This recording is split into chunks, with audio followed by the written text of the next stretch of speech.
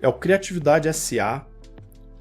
do Ed Catmull, né? E tem o Buzz Lightyear com uma batuta. O Ed Catmull foi um dos 3 sócios fundadores da Pixar. Então ele foi presidente da Pixar durante muito tempo, não é o CEO atual da Pixar, e ele conta a história dele, de vida, e a história da Pixar, porque ele foi presidente da Pixar, cara, sei lá, 20 anos. E, então, mas ele volta a história, ele começa a história dele na formação dele em engenharia de computação e no mestrado dele com relação à computação gráfica, que era 1970 e pouquinho, então era um negócio muito incipiente, computação gráfica. E ele vai contando, né? Ele conta um pouco dele ter ido estudar, ele estudou o mestrado e ele depois foi fazer um estágio, ele foi trabalhar numa empresa em Nova York. Então, quando ele estava no mestrado dele, o mestrado dele era financiado por um programa do governo americano que queria fazer inovação na área de computação. Então, eles tinham um financiamento infinito e não tinha muita, né, tinha uma filosofia que era da tal da ARPA, American Research, não sei o que lá. Essa ARPA foi a desenvolvedora da ARPANET, que acabou se tornando a internet.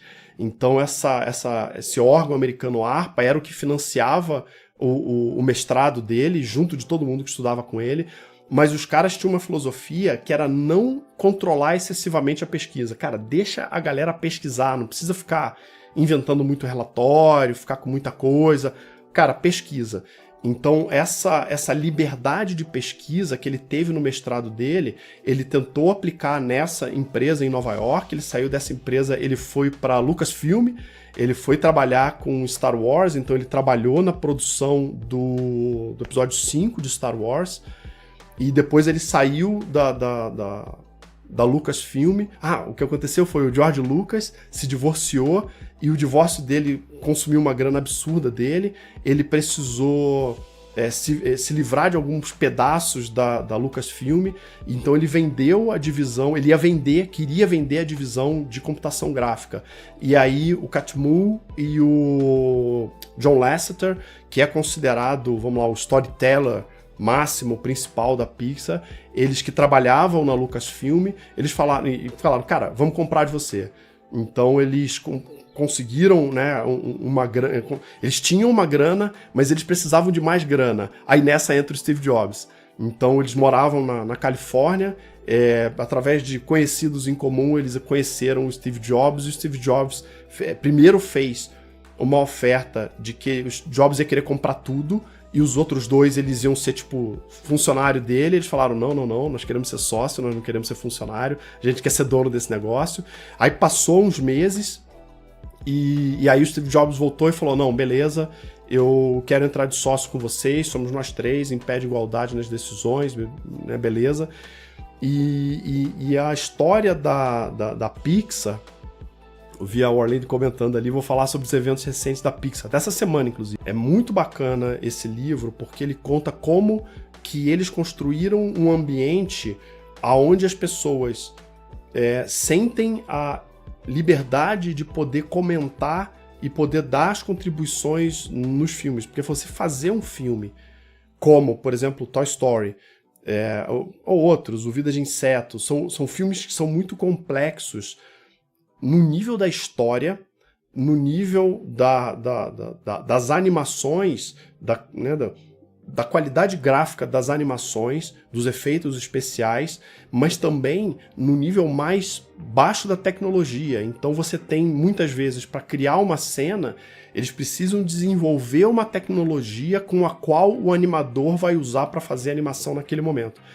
Então, e é legal que ele comenta, né, lá no início do livro ele comenta várias coisas que ele viu nos primórdios da computação gráfica e como que algumas persistem até hoje. Então, por exemplo, um algoritmo que ele criou para fazer tela verde, fazer chroma key, lá atrás é um negócio que é usado até hoje. Então todo programa e todo chip que usa uma programação para fazer a tela verde usa o código ou parte do código original que ele criou lá nos anos 70. Então ele volta e meia, ele retorna e fala, ó, isso aqui a gente acabou usando uma abordagem dessa forma, mas ele nem foca muito na tecnologia, mas ele fala, por exemplo, de reuniões que eles implantaram para fazer revisões dos filmes, que ele chama do Brain Meeting, uma coisa desse sentido, né? Porque eu tô lendo em português. Aliás, cara, bem estranha a tradução para português desse livro. Compre em inglês. Se você souber inglês, compre em inglês. Tem vários erros de tradução, por exemplo, de expressões idiomáticas, elas são traduzidas todas ao pé da letra. Então, tem vezes que você olha para umas frases, cara, eu não entendi direito. Aí eu traduzo para o inglês ao pé da letra, eu entendo o que ele quis dizer em português. Tem uma que era get the job done. Get the job done é fazer o trabalho, entregar, fazer uma entrega. Mas o tradutor traduziu isso literalmente, né? De ter o trabalho feito. Mas ter o trabalho feito não tem o mesmo impacto de get the job done. Então tem várias assim, não é nenhuma nem duas. Eu, sei lá, já devo ter visto umas 15, assim, que eu olho e falo, cara, tá traduzido errado, tá traduzido ao pé da letra, quando deveria ter sido localizado, né? Ao invés de traduzir direto. Mas eles têm uma reunião, que eu acho que era reunião de cérebros, que os principais executivos, né, os diretores, os produtores, vários animadores, vários líderes de células, líderes de equipe, que se reúnem num mesão, numa grande mesa na Pixar, e eles vão fazendo a revisão de como é que está o desenvolvimento do filme. Então eles vão mostrando, né, e é o filme, porque é o filme, só que ao invés de ter as animações, eles vão tendo como se fosse só o storyboard, botam uma voz provisória, não é o ator, o voice actor que vai fazer aquela voz no final, mas para eles terem uma ideia do desenvolvimento da história e para entenderem o que eles estão desenvolvendo em termos de animação. Então eles vão misturando storyboard com coisa que já está um pouco animada, coisa sem muito tratamento, né, uma voz, uma música preliminar, mas para eles terem uma ideia do vídeo como um todo. E eles fazem isso tipo a cada 2 meses durante o desenvolvimento do filme.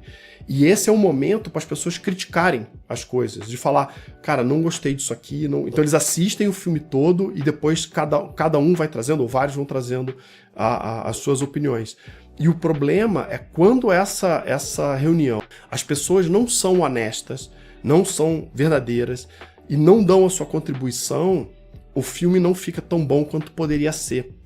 Então, é uma prática que precisa, de novo, de ter confiança entre as pessoas, precisa criar um clima onde a pessoa, o animador, ou a pessoa que criou aquele pedaço da história, ela não se sinta atacada pessoalmente por conta de uma ideia que alguém está dando. Então, né, ele usa bastante a expressão, a gente está criticando ideias e não pessoas. Então essa é uma prática bacana, é legal, é um livro sobre liderança e construção de cultura de inovação, só que através da história da Pixar. A Pixar foi vendida para a Disney em 2005, e eu tô bem no ponto do livro onde ele está detalhando essa venda e o que aconteceu depois, porque quando eles venderam a Pixar para a Disney, tanto ele, o Catmull, quanto o John Lasseter passaram a... Não era o John Lasseter, era outro. Eles passaram a se dividir entre a Pixar e a Disney, porque eles foram também tocar a divisão de animação da Disney. E agora ele está colocando na Disney em prática coisas que funcionaram na Pixar.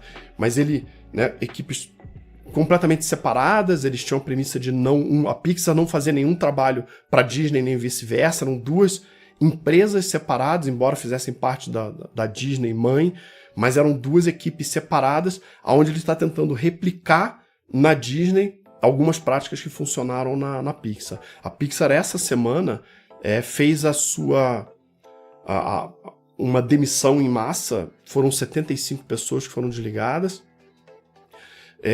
A última demissão em massa tinha sido em 2013, então tinha 10 anos que eles não faziam um movimento de desligar muita gente ao mesmo tempo, e foi desligada nessa leva a pessoa, a produtora, que salvou o Toy Story 2, Aliás, a história, eu acho que o mais maneiro do livro que eu li até agora foi a história do Toy Story 2, que foi um projeto que os caras, tipo, recuperaram da cartola. Faltando 9 meses pro projeto, pro Toy Story ser veiculado, eles descobriram assim, cara, a história tá uma porcaria. A história tá muito ruim. A gente tá tentando remendar na animação coisas que a história não tá funcionando. Então o Lasseter e mais uma meia dúzia de caras se internaram durante um final de semana num hotel, um negócio desse tipo, para os caras ficarem num bunker, e eles descobriram, né, voltaram com, olha, a história nova é essa aqui. Os caras tinham 9 meses para lançar o filme, e eles mudaram radicalmente a história toda, então teve que reconstruir um monte de coisa do zero. Foi um período muito traumático para Pixar, porque a galera trabalhava 24 horas por dia, 7 dias por semana direto, aí teve problema de saúde, gente que divorciou, então teve um monte de problema que a equipe sofreu por conta dessa mudança da história, e daí é onde ele conecta nessa questão de, puxa, tinha muita gente que estava desconfortável com a história, mas ninguém estava falando. E por não terem falado, a gente passou muito tempo achando que a história estava legal e a história não estava boa. Então a necessidade das pessoas verbalizarem a verdade que elas estão vendo, falarem aquilo que elas estão vendo, e quando as pessoas não fazem isso, reflete, né, impacta diretamente no resultado das equipes. Então, e aí essa moça que salvou a Pixar, o que aconteceu foi um animador, um desenvolvedor, ele, por engano, apagou todos os arquivos que eles tinham do servidor deles, os arquivos de desenvolvimento, as animações, os efeitos especiais, a tecnologia que estava sendo desenvolvida. E aí os caras entraram em desespero, eles falaram, cara, mas apagou tudo. Não, mas a gente faz backup. E o backup ele é feito uma vez por semana, então a gente perdeu uma semana de trabalho. Aí os caras foram ver o backup, o que aconteceu? O backup não funcionou. Então os caras perderam tudo. Tudo.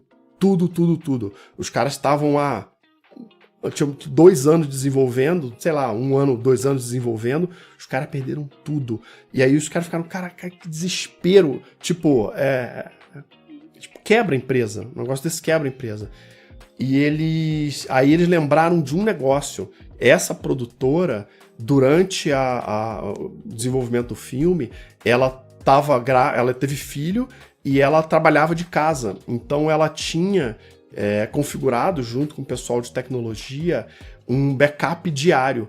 Então, assim, todo fim de dia fazia um backup do servidor na máquina dela, no notebook dela. Então, para ela poder trabalhar de casa, ou seja, não tinha ainda nuvem naquela época, não dava para acessar diretamente os arquivos, trabalhar na nuvem. Então, todo fim de dia, eles faziam um backup de todo o projeto no notebook que ela tinha na casa dela. Então, os caras descobriram que, cara, eles só perderam 1 dia de trabalho no final.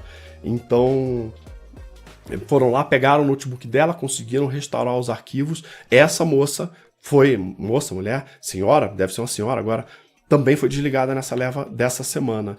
E eu ainda não li detalhes e não li o fim do livro. Mas enfim, o livro é muito, muito bom, porque ele conta também a história, tanto quanto Esse Barco Também é Seu, ele conta a aplicação prática de coisas de liderança. O que ele fez que funcionou, que não funcionou, qual é a consequência. E eu acho muito rico esses livros que trazem um case concreto que é diferente, por exemplo, do Trust and Inspire, que ele traz um monte de história de um monte de gente, mas não é uma única história onde você vai vendo a evolução das coisas ao longo do tempo. Então, Criatividade S.A., do Ed Catmull.